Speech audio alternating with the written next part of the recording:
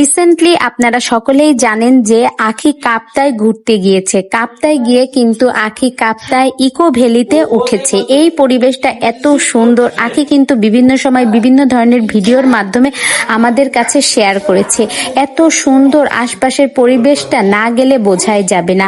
আখি যে ইকো ভ্যালিতে উঠেছে আপনারা অবশ্যই সেখান থেকে একবার হলেও ঘুরে আসবেন। এছাড়াও কিন্তু আখি তার ভেরিফাইড পেজে একটা পোস্টও দিয়েছে। সেখানে আখি লিখেছে, রাঙামাটি পৌরসভার দিকে আসলে অবশ্যই কস্তুরী চিকেনে একবার হলেও খাবার খাবেন। এখানের খাবার যেমন মান ভালো তেমনি দামও তুলনামূলক অনেক কম। আখি যখন বলেছে এই খাবারটা ভালো তখন বিশ্বাস করতেই হবে। আখি অবশ্য ঠিকানাও দিয়ে দিয়েছে, এটা পাবেন আপনারা রাঙামাটি চক্ষু হাসপাতাল কস্তুরী চিকেনে। আপনারা যারা যারা রিসেন্টলি রাঙামাটি যেতে চাচ্ছেন তারা একবার হলেও এই কস্তুরী চিকেন ব্রেড রোলটা খেয়ে দেখবেন। এটা যেমন রিজনেবল প্রাইজের ভিতরেও পেয়ে যাবেন তেমনি কিন্তু খাবারটাও সুস্বাদু।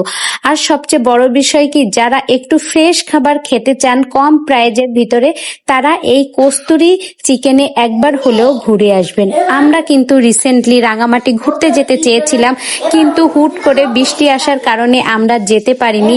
আখির দেখানো এই পরিবেশগুলো এত সুন্দর। রিসেন্টলি আমরাও কাপ্তাই ঘুরতে যেতে চেয়েছিলাম। আখির দেখানো এই পরিবেশটা এত ভালো লেগেছে কি বলবো। আমার অনেক ইচ্ছা ছিল একবার হলেও ইকো ভ্যালি থেকে একবার একটু ঘুরে আসার, কিন্তু হুট করে বৃষ্টি আসার কারণে আর যেয়ে ওঠা হয়নি।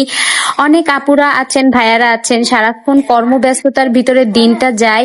অনেক সময় দেখা যায় যে আমাদের মতো গৃহিণী যারা আছেন তারা অনেক সময় সংসার সামলে বাচ্চা পালন করে অনেক আর ভালো লাগে না। তখন যদি আমরা একটু বাইরে থেকে ঘুরে আসি তাহলে কিন্তু মনটাও ঝরঝরে হয় এবং কাজে কর্মেও আবার মন আসে।